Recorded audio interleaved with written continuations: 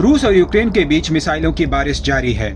रूस के यूक्रेन के बिसाल इलाके पर कब्जा करने के बाद अब जेलेंस्की की सेना ने पलटवार किया है। यूक्रेन की सेना ने रूस के 1000 किलोमीटर के इलाके पर कब्जा कर लिया है। दूसरे विश्व युद्ध के बाद ऐसा पहली बार हुआ है जब रूस की जमीन पर विदेशी सेना का कब्जा हुआ है। इससे निपटने के लिए रूसी सेना अब जोरदार मिसाइल और ड्रोन हमले कर रही है। यूक्रेन युद्ध ने रूसी रक्षा उद्योग को बड़े पैमाने पर प्रभावित किया है। इस कारण रूस को कई हथियारों और उनके पार्ट्स को बनाने में काफी देरी का सामना करना पड़ रहा है।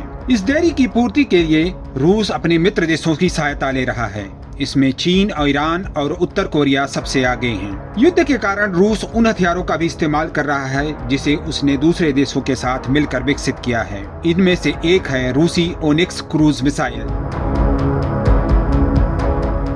ओनिक्स मिसाइल का एनालॉग भारत की ब्रह्मोस मिसाइल की तरह है। अब रिपोर्ट्स के मुताबिक ओनिक्स मिसाइल ने यूक्रेनी एयर डिफेंस सिस्टम को भेदते हुए सबसे ज्यादा सटीक हमले किए हैं। वहीं दुनिया की सबसे तेज मिसाइल माने जाने वाली किंजल उतना प्रभाव नहीं छोड़ सकी है। यूरेशियन टाइम्स ने स्पुतनिक न्यूज की रिपोर्ट के हवाले से बताया कि ब्रह्मोस एनालॉग पर आधारित मिसाइलों ने यूक्रेन को सबसे ज्यादा परेशान किया है। रिपोर्ट में भारतीय वायुसेना के रिटायर्ड अधिकारी सैन्य विश्लेषक विजेंद्र ठाकुर के हवाले से बताया गया है कि यूक्रेनी जनरल स्टाफ के आंकड़ों ने भी ब्रह्मोस एनालॉग पर आधारित ओनिक्स मिसाइल की सफलता मानी है। रिपोर्ट के अनुसार यह मिसाइल यूक्रेनी एयर डिफेंस सिस्टम को भेदने में बहुत सफल रही है। रूस यूक्रेन युद्ध पर नजर रखने वाले ठाकुर ने कहा कि ओनिक्स के खिलाफ यूक्रेनी एयर डिफेंस की मारक क्षमता सिर्फ 5.7 रही है।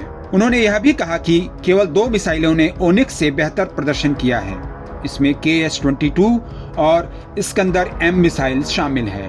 उनका तर्क है कि अन्य रूसी मिसाइलों के पास ओनिक्स की तुलना में यूक्रेनी एयर डिफेंस को भेदने की संभावना कम है। इनमें KS-35 मिसाइल और Kinzhal hypersonic aero ballistic missile, Iskander के short range ballistic missile, Kalibr cruise missile शामिल है।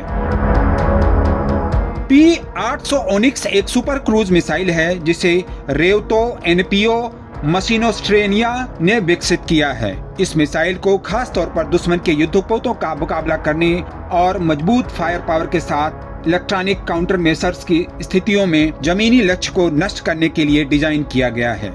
इलेक्ट्रॉनिक काउंटर मेजर्स में रडार जामिंग जैसी तकनीक इस्तेमाल में लाई जाती है। मुख्य रूप से युद्धपोतों के लिए विकसित किए गए इस हथियार का इस्तेमाल जमीनी लक्ष्यों पर हमला करने के लिए भी किया जाता है। जुलाई 2023 में यूक्रेन की सशस्त्र सेनाओं के वायुसेना के प्रवक्ता यूरी इहनात ने भी जमीनी लक्ष्यों के खिलाफ तैनात किए गए जाने पर ओनिक्स मिसाइल की तारीफ की थी। उन्होंने इसकी गति को सबसे बड़ी चुनौती करार दिया था। 20 जुलाई को उन्होंने कहा था, ओनिक्स मिसाइलों को युद्धपोतों और जहाजों को नष्ट करने के लिए डिजाइन किया गया है। वे 3000 किलोमीटर प्रति घंटे की रफ्तार से उड़ती हैं, यानी ये बहुत ही तेज हैं। प्रवक्ता ने यह भी कहा कि ओनिक्स मिसाइल के फ्लाइट पाथ भी इसकी गति की तुलना में इसका पता लगाने और रोकने को कठिन बनाती है।